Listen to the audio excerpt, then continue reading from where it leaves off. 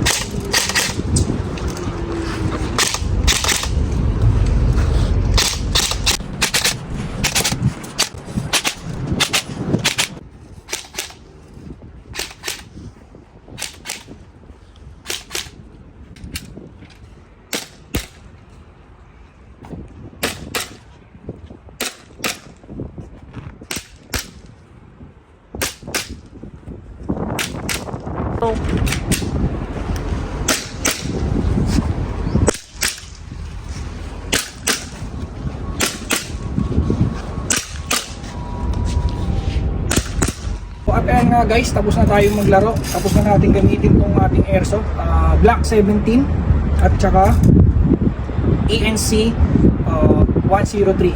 So ayan nga pala yung target natin. So ayan guys, see you sa next vlog. Peace!